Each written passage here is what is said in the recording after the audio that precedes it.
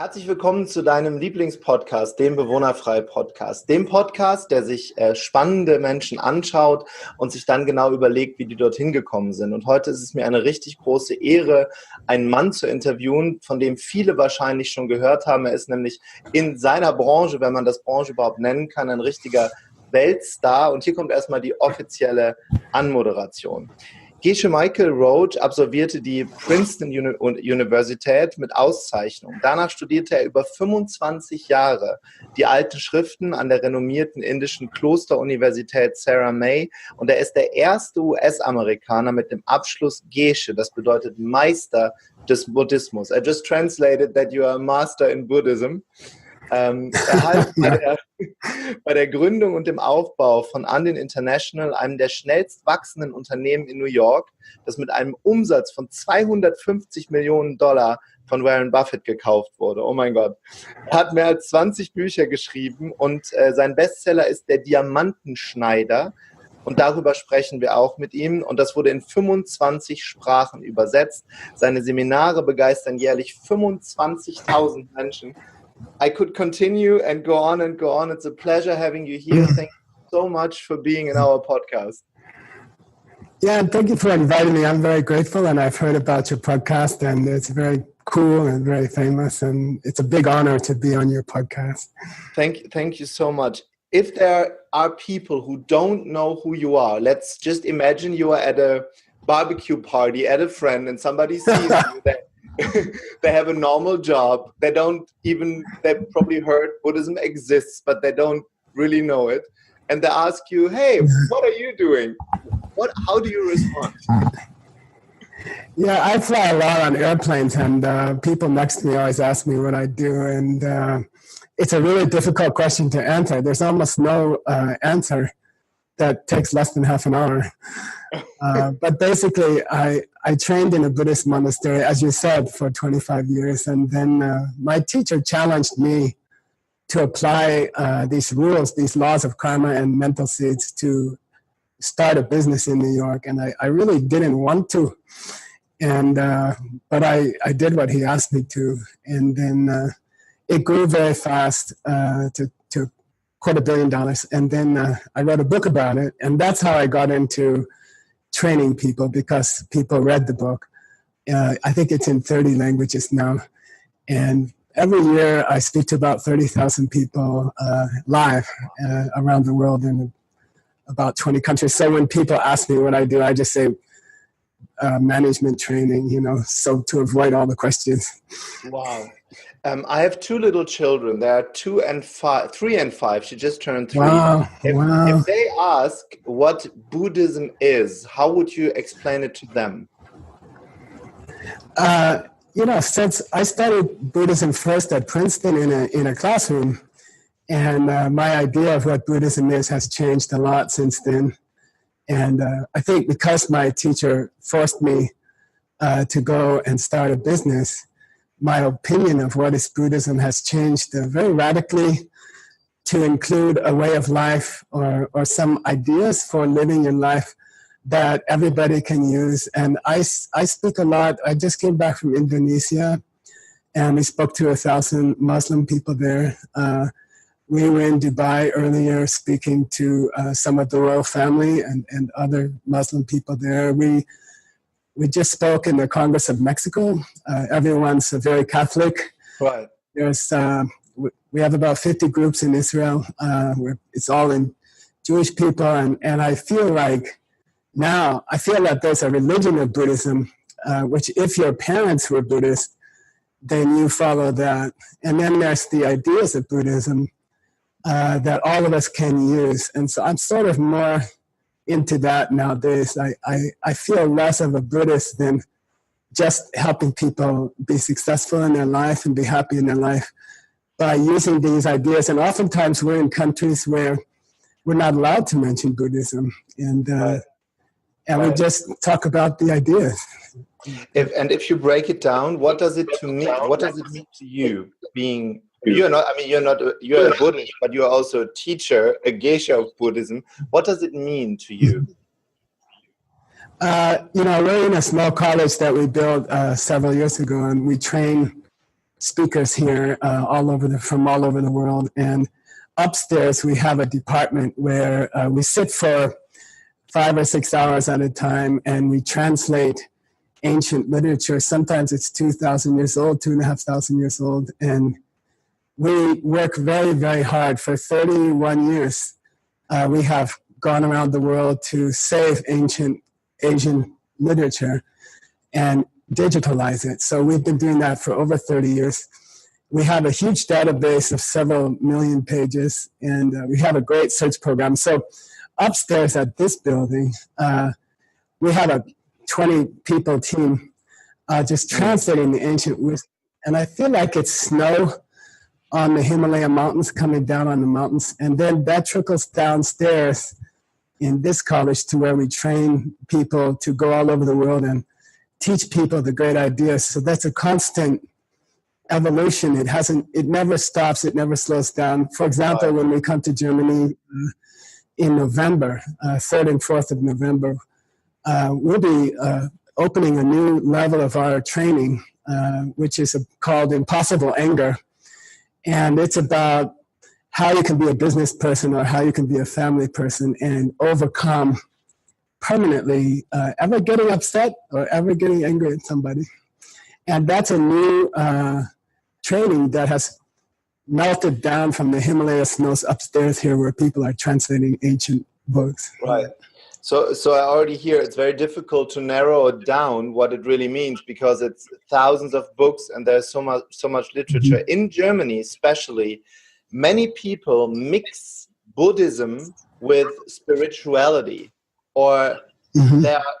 they're using like Buddhism literature, and then mm-hmm. that usually doesn't connect to business. And what I love with your mm-hmm.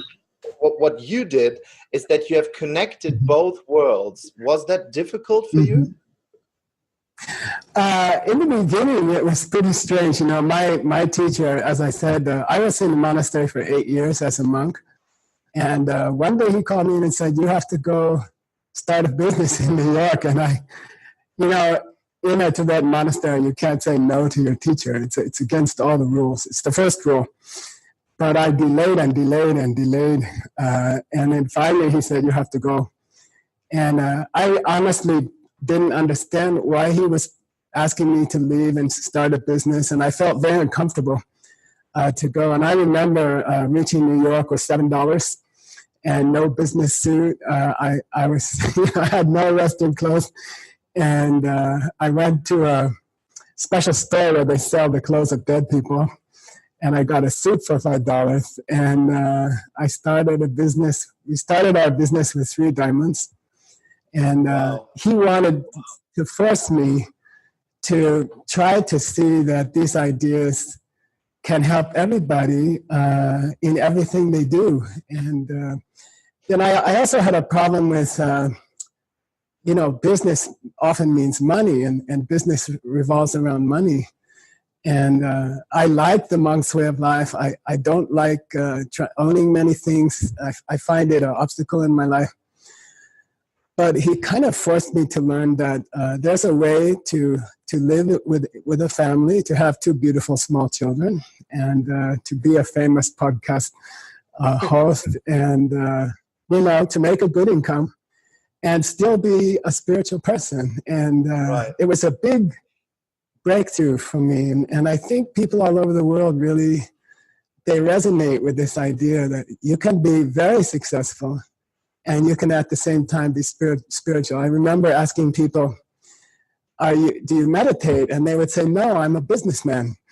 And then I'd say, well, why can't a business person meditate? And then it became, I think the world has changed since I first wrote that book, not just because of me, but I think there's a beautiful change in the world where business people are doing meditation. I put yoga in the book in 1999, and they asked me to take it out because nobody was doing yoga. And now things have changed, and it's a wonderful world, and people like you are spreading it. When I just imagine when your how are they called in the monastery? Your master, your teacher. When he approached you, How did you handle? Okay. How did you handle your ego? Because you said it wasn't even in your plan. How did you handle what you want and put it together with what was meant to be for you? How did you handle that? Because I do believe many people struggle with that a lot. I think in our tradition, the tradition is to try to find a real master, and there's stories of people examining a master for 12 years before they commit to the master. So in this tradition, you're required to question and to investigate and really, detective work to find out if this is a person has integrity and if they're honest and if they know what they're talking about. And that process traditionally might take 4 or 5 years. You go to their classes, talk to their students, see if there's any problems with them, and then you make a commitment to them. And then after you make a commitment, they have the right to ask you to do strange things like go to New York and start a business. And if you trust them, like I didn't know why he wanted me to do that. And I really felt uncomfortable with it. But because of this ancient code that you follow your teacher's wishes, I went, and I honestly felt very uncomfortable.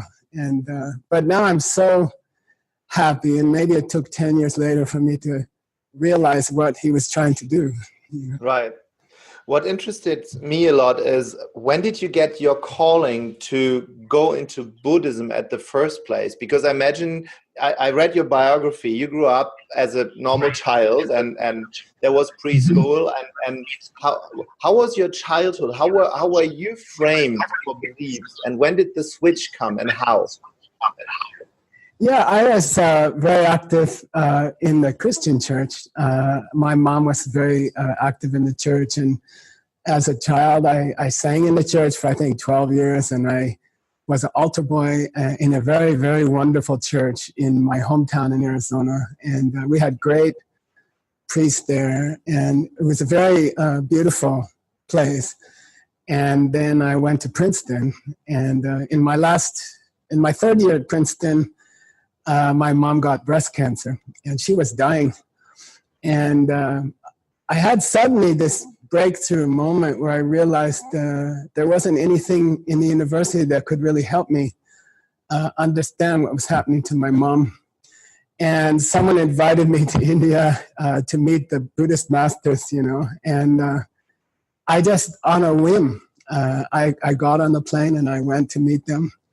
And I intended to stay for a few months. So the first initial was pain. You left because of you didn't know where to go, and what happened? Yeah, in Buddhism, there's a spiritual path, evolution through 5 stages. They say all spiritual seekers go through 5 stages. And the first stage is, frankly, it's called personal disaster. So you need something to shake you up and to wake you up to the fact that we're all in the same boat. Everybody in the world, whatever religion you are, whatever country you're from, we still have the same trouble. We have the same pain. We all live in a body which gets sick. We lose family members. We lose our work fails sometimes. And this kind of disasters we all share in our life. If you live long enough, you will see all of these things in your own life. And then that pushes you to try to do something. And then if you're lucky, a higher motivation kicks in where you would like to do something to help the whole world avoid this kind of trouble. Yeah? Right. So then you flew there, you met the Indian masters. How did you bring your thoughts together of what you have learned in Christianity and your childhood and what is being taught there? Were you open right away, or was it more this is all new situation? It was definitely really new and kind of frightening, and a lot of the outward rituals. Like in Princeton, I was active in the church. I was even signed up to go to seminary to become a minister myself.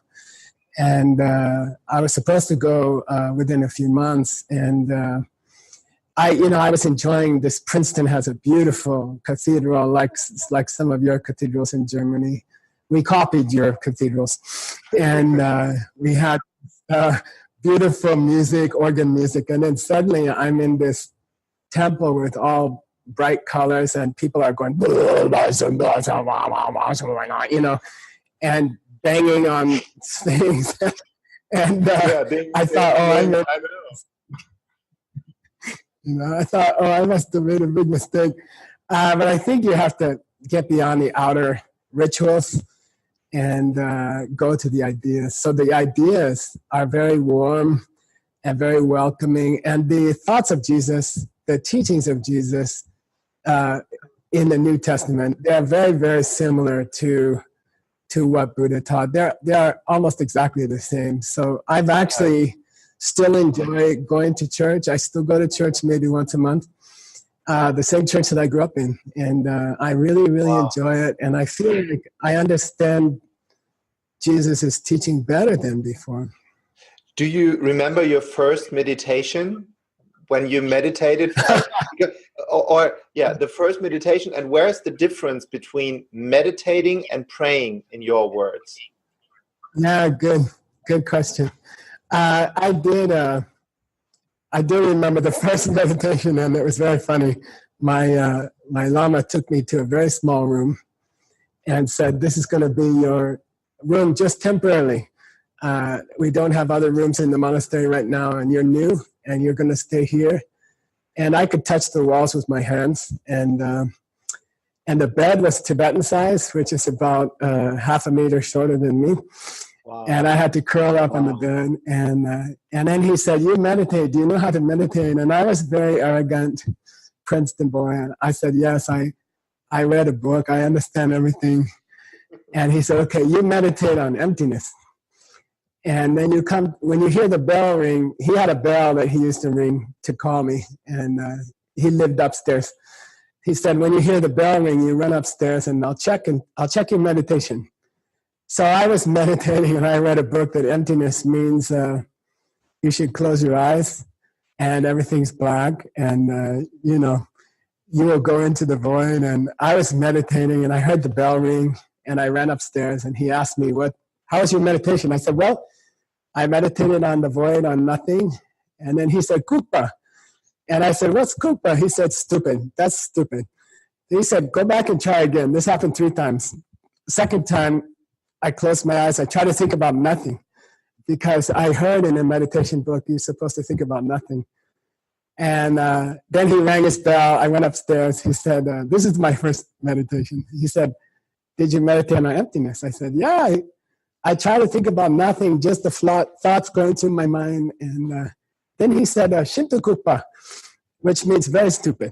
And then he said, "Go back and try again."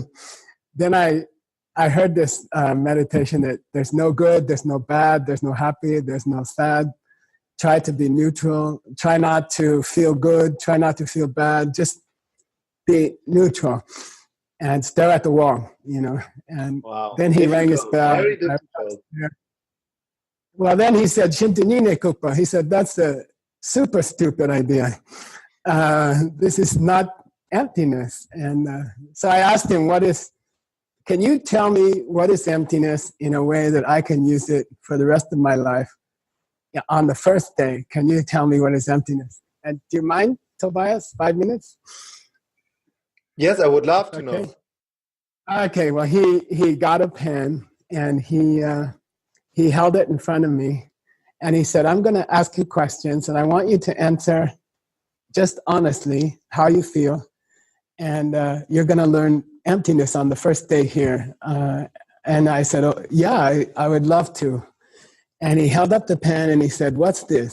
And I said, "Oh, that's a pen, And then he said, "If a small dog came in this room and grab it, how do they see this pen?" And I said, "Well, they think it's something to chew, And then he said, "Does the dog see a pen and when they look at this thing?" And I said, "No, I think they see something to chew." And then he said, "Well, who's right? Who's correct?"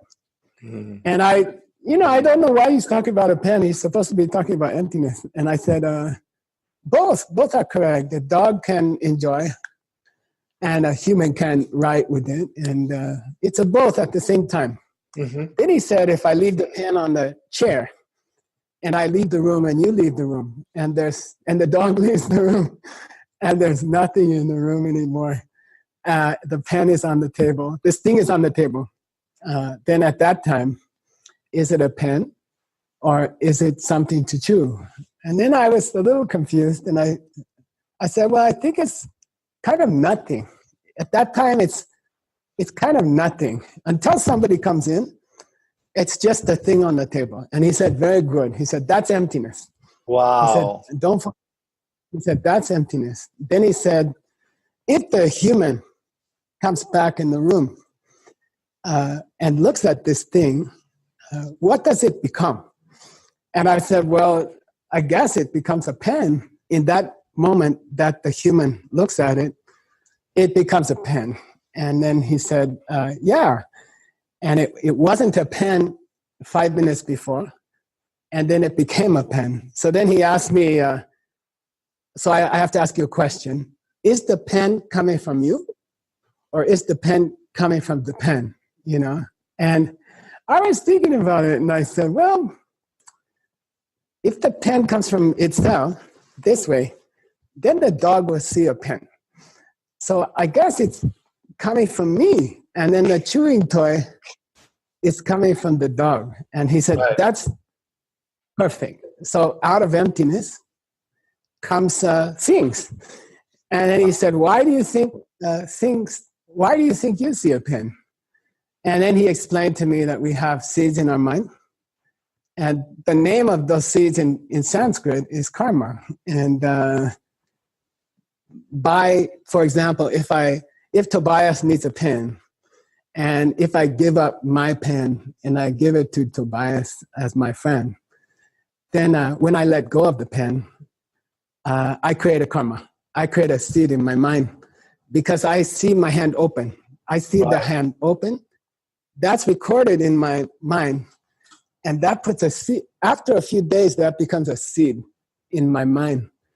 And then later when I walk in the room and I look at this thing on the table, then that seed cracks open in my mind. And a small picture of a pen comes out of my mind very, very fast, 65 per second. And I see a pen.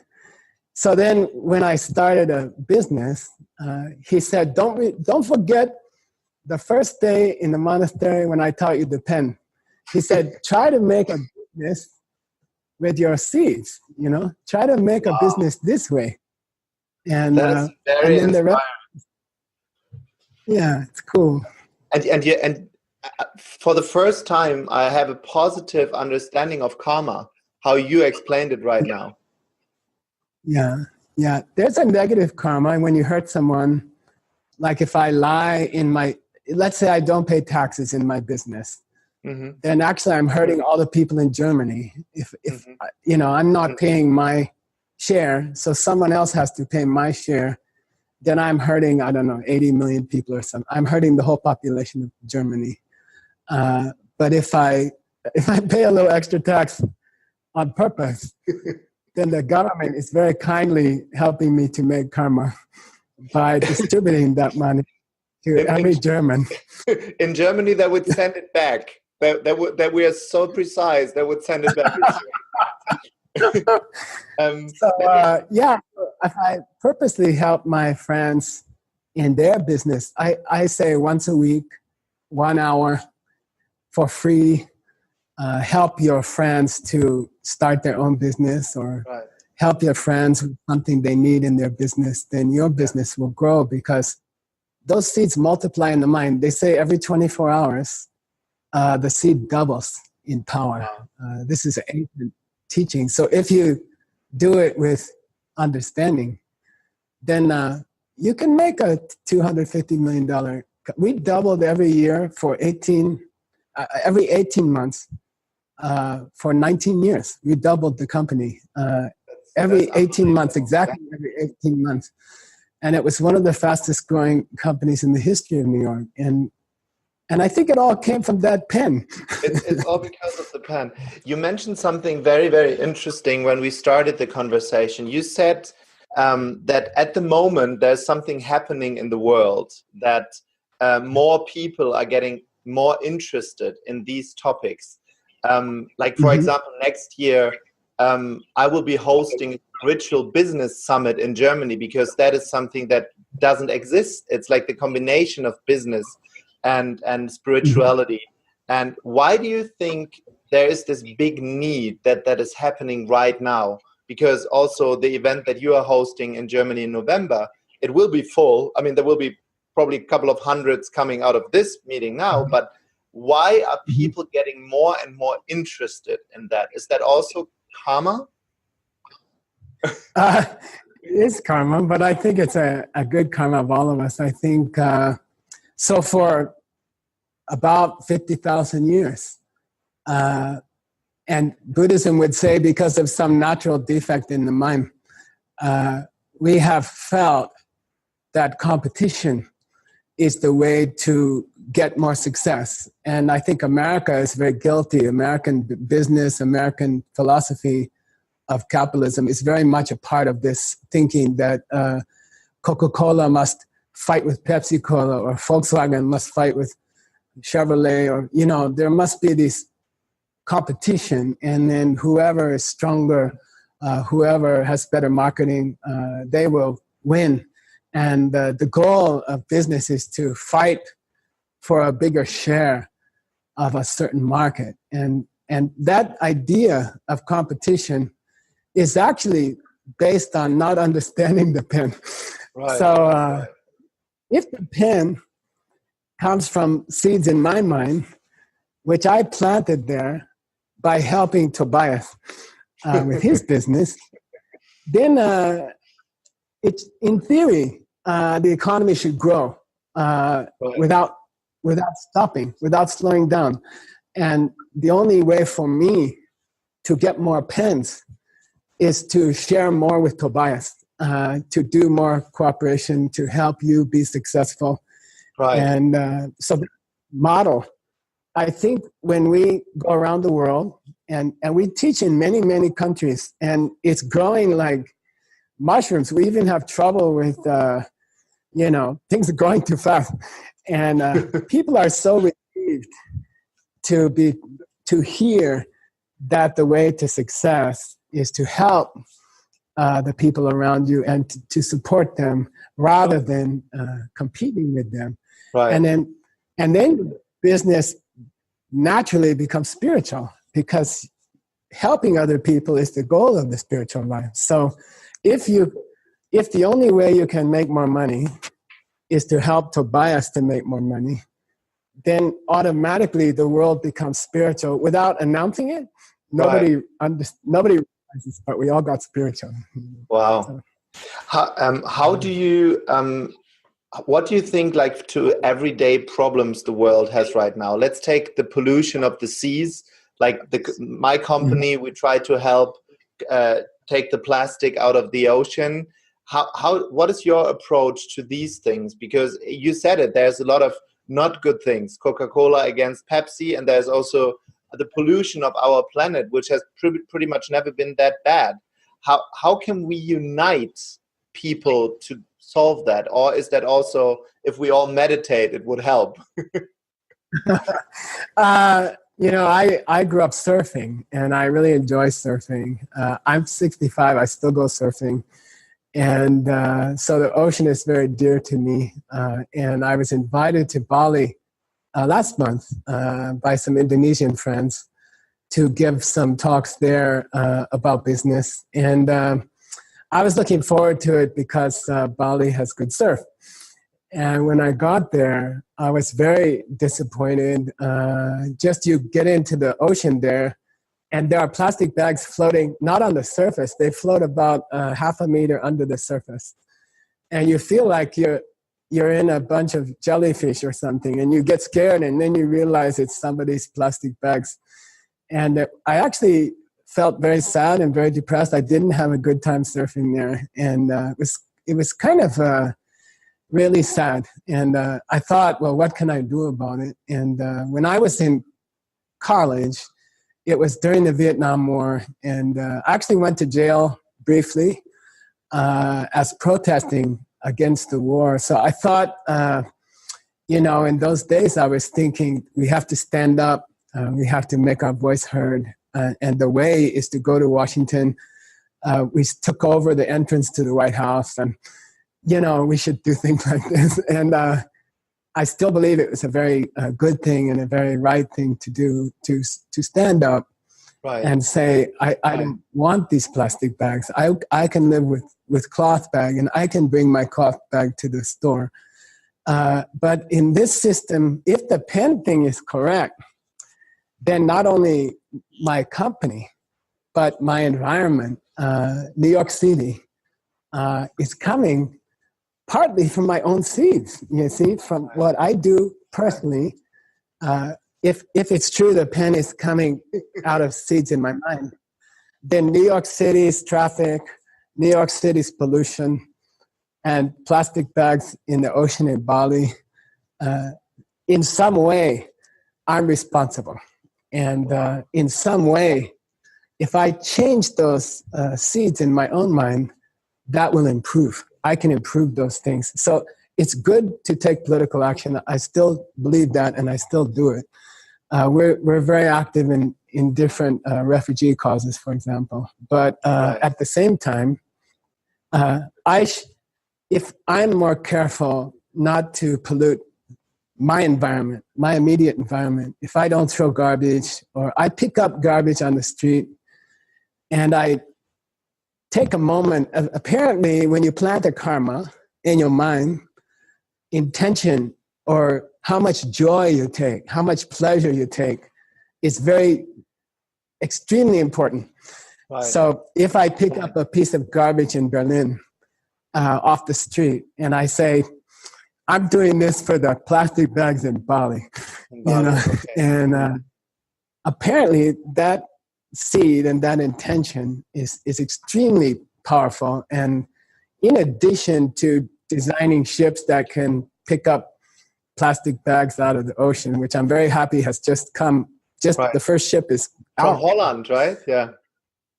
From the Netherlands. I think so. And then, and one young man did it. One young man's dream. Bojan Slat, he was a space engineer, and he said, instead of going to other planets, we have work to do here.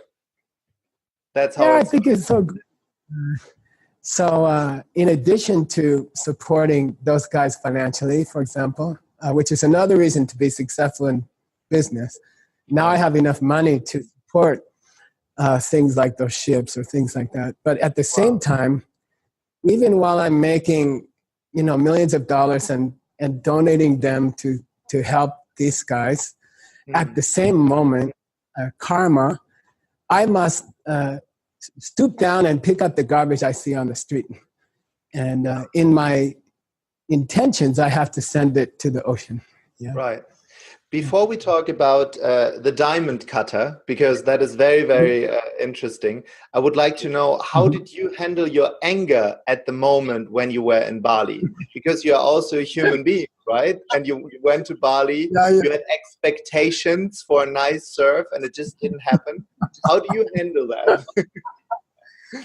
That's actually, as you know, that's why what we're going to present in Berlin on November 3rd and 4th at the Hotel Bristol. Yeah. And it's a new training. I know it. I'm happy. It's how to deal with anger. And it's very, very interesting. And we like to do a skit. We like to do a little play on the stage when we teach it. And it's about a working woman, and she works for an international company. And she is in a rush in the morning with her kids. She has 2 children, just like my friend. And she's supposed to get the kids ready for school, but they're not ready to go. And then she yells at them, and she says, you kids are stupid. You are the worst kids in Berlin. And then how karma is planted is when she talks, she hears her own words in her own ear. And that creates an impression on her mind, on her brain. And then after a few hours, that becomes a karmic seed in the subconscious. Wow. And then that seed starts growing. That seed starts having babies. And then we say a week later. Say and do, it's also what you think. Yeah, three things. Your mind records everything you do. I did a 3-year retreat in the monastery. I did 1,000 days of silence. And I realized... I'm afraid to do 10. Yeah. I'm thinking about doing the 10 day. I'm already freaking out. Oh, no, you'll really enjoy it. And it's good for business people. We teach business people. Well, I'm going tomorrow to teach business people a 14-day retreat with no talking and 10-day retreat. And so anyway, when I was silent for 1,000 days, I realized everything I ever saw in my life is recorded in my mind. Everything I heard, everything I saw. And as you say, Tobias, everything I ever thought has been recorded. And my mind is like a big hard drive.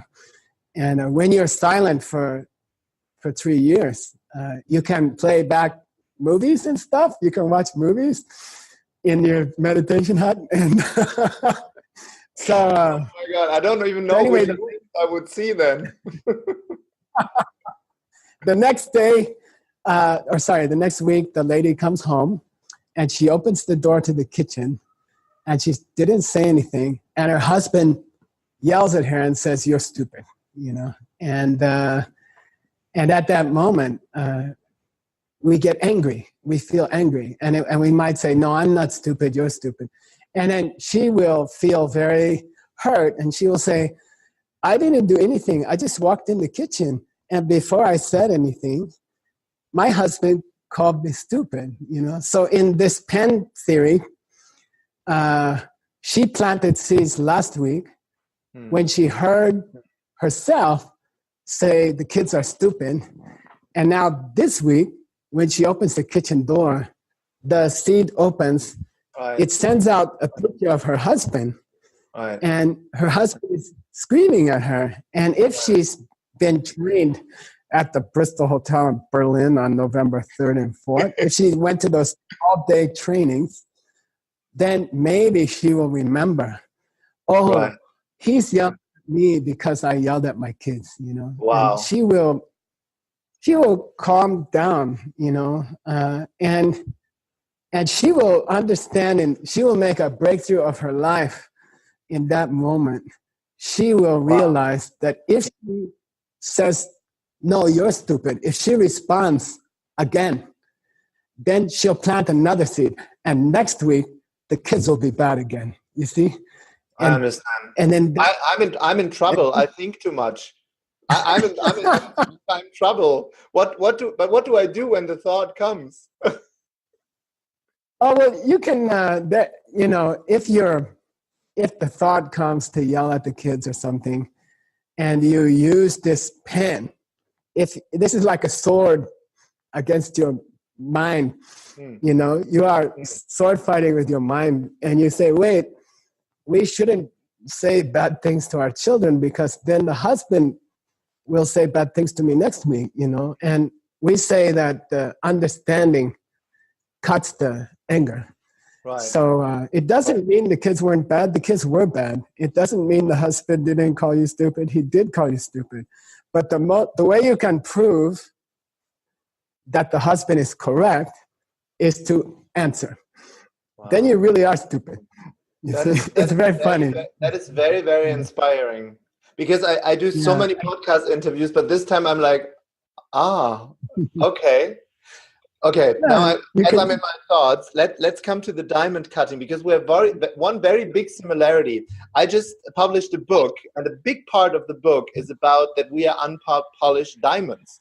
And you call the program... Wow, that's... Yeah, isn't that interesting? And you call it diamond cutting. What's the story behind that? Because mine is like that diamonds are being polished all their life, because they're so beautiful. It's not because they're just laying around. Oh, that's a beautiful idea for a book. It's in the title? The title it's called Unbox Your Life. It's about unboxing what you have instead of just like settling for something you're believed to be in the past. But it has one picture in it where it says that the diamond is the symbol of because it was coal once and it was a tree once, and now it's a diamond because there was pressure and something happened to it. That's the picture. I'm looking for the picture. But what's your definition of diamond cutting? I'm very excited it's in your book because it means you have some kind of instinct about it. But you see that? Oh, yeah, and pressure makes it. Right. Pressure makes it happen. That's a great idea. That's a really nice idea. I'd like to get the book, by the way. Okay, it's called it to you. What's it called? Unbox Your Life. I'm gonna send you a copy. Okay, I need one. So when I went to start the business, I was assigned by my Lama, who was the boss of the monastery. It's one of the 3 largest monasteries in the world. So he was a tough guy. And we lived together for 25 years. And he sent me to New York and he said, start a business. And I said, I have no idea. I don't know what business to do. I have no training. I have no interest. And I'm afraid that if I hang out with those other business guys, they will corrupt me. I will become dishonest. And then he said, I said, do you have some kind of plan? Do you have some kind of plan you want me to follow? And he gave me an ancient book. It's by the Buddha. It was written 2,500 years ago. Wow. It was a lecture, but in a place in India called Shravasti. And it's called The Diamond Cutter. The book is called The Diamond Cutter. And in that book, he compares emptiness, the emptiness of the pen, he compares it to a diamond. And as you said, an uncut diamond, a rough diamond. And so my teacher said, he handed me the book and he said, read this. It's about 40 pages. And then he said, read this and use it as your business plan. So I opened the book. So just to and I read in a nutshell, you used the 2,500-year-old book as your business plan to build one of the biggest companies New York has ever seen. Yeah, and it was crazy. I open up the book, I read the first sentence, and the Buddha is having a conversation with his student. And the Buddha says, is a mountain big? And the student says, yes, a mountain is big. And then Buddha says, why is a mountain big? And the student says, because it's not big. And I'm like looking at the book and I'm looking at my teacher and he often frustrated me. I guess that's what their job is. Mm. And I was like, I don't understand anything. I don't see how I can use this in a business. And he said, you figure it out. That he used to always tell me that, you figure it out. And he threw the book at me and he said, you figure it out. So it was kind of like, you see, the pen is not what we thought. In that sense, the pen is gone. There's no husband or wife in the kitchen who's yelling at you for no reason at all. That kind of husband, that kind of wife who's not coming from you, from how you treated the kids last week. A husband or wife in the kitchen who's not come from your seeds doesn't exist. There's no such thing. So that's what it means when you say the mountain doesn't exist, you see. All the things in the world, like our husband or our wife, that we have challenges with them, to live with them, to be at peace with them, love them. Right. All those things don't exist. So when you're angry at someone, you're actually angry at something which you planted last week. So if you're going to be angry, you should go in the toilet and look in the mirror. And you should yell at the person who caused this one. You should yell at yourself. And, if you hear all the detail of that idea, it's very beautiful. Because if you have a marriage, and if you have children, then that's more than 50% of your life, you know. It has to go smooth. If Definitely. that's not going smooth, when you get to your business, if you're an angry person, if you get upset easily, then you will fail in business. Right. You have to be cool. If we take the analogy of the diamond, because you just said that your master, he took the book, kind of threw it at you, being polished by other people, like who do it with love, is that how we grow? Was that good for you at this time, or would you have wished somebody who says, "Oh, come sit next to me, I tell you everything"? Was that a good part that he let you figure out instead of just telling you how it works? Because I think here's why I asked the question. I see an entire generation of young people. They have the internet. They have all the knowledge in the world. But sometimes I have the feeling they're not willing to be really polished before they do something. So looking back to your career, how important was that? I think, I was sitting with some friends yesterday, and we were talking about gratitude. And somebody asked me, did your teacher show gratitude to you? You know, I was his driver. I was the cook for 8 years. I washed dishes for 8 years in the monastery. And, he forced me to do service, and not theoretical service. He forced me to scrub toilets and water his plants. And, he forced me to do a lot of things that I didn't want to do. And I cannot recall that he ever thanked me once in 19 years. And people were like, well, didn't he have any gratitude? Didn't he ever give you emotional support? And I think, as you say, Tobias, Buddhism, we see different kinds of personality types. Some students are naturally loving. Some people are naturally selfish. Some students are naturally very proud. And I think I'm in that category still. I haven't advanced that much. But where he was trying to break me like a horse, the Tibetan word for disciple is horse to be broken, And I think he saw that the thing that would give me the most trouble in my life is pride. Wow. And he made it his job to break it. And I think it takes great wisdom and trust between a teacher and a student. And when I think of him, I still cry. And he died about 15 years ago.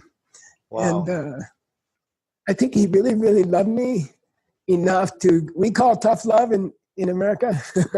He gave me a lot of tough love, And right. I think I'm not very good at giving that to people. I want people to like me. But I think as a parent, for example, you must feel that there's times when you have to be tough with your children. Like if they're trying to cross the street on a busy street. A friend of mine's child just died in a street. They just stepped out on the street and they got killed a few months ago. And now he's wishing he had shown the child tough love when the child, doesn't hold his hand when he's crossing the street. And I think, if you're a very wise teacher, you can tough love. Yeah.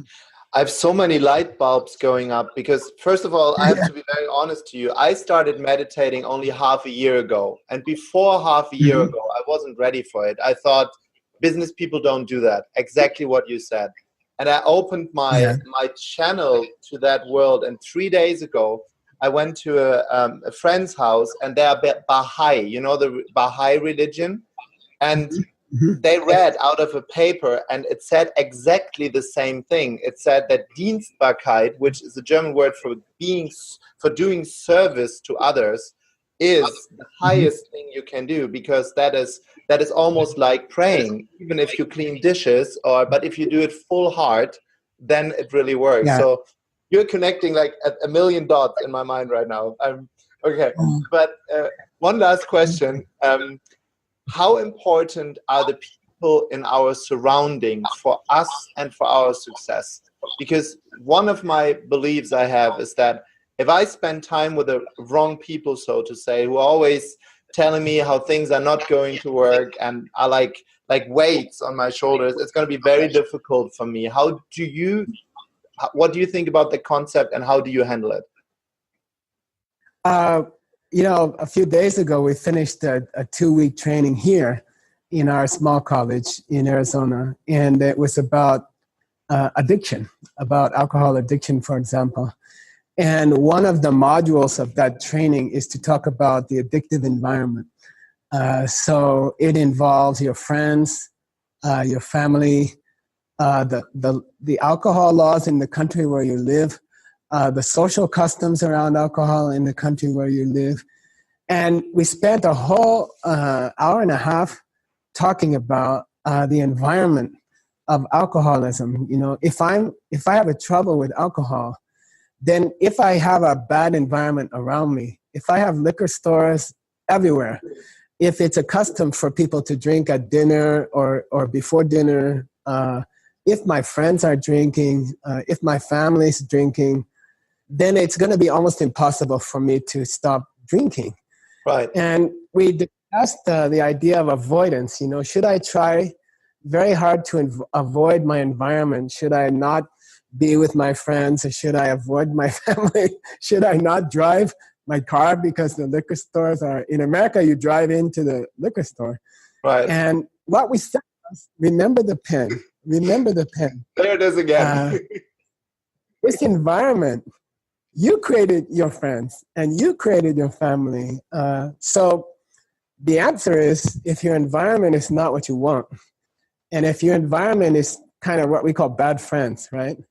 They're coming from you. So if you make an effort to help other people stop their addictions, like in America, we all have addiction to eating too much. 65% of Americans are overweight. I like to go to Germany. They look so cool. And not all of them. Well, a lot. And so our country has a national problem with eating badly. So if I try to help my friends to eat better, if I give them vegetables, green smoothies, if I support my friends' good eating, then the alcoholics around me, that bad environment will change because they're also coming from my seeds. So actually, politically, internationally, with the environment, the big environment, the green environment, the Amazon, I heard about it yesterday. It's now emitting carbon for the first time in history. It's not accepting more carbon. The guy said, look, the Amazon said I had too much.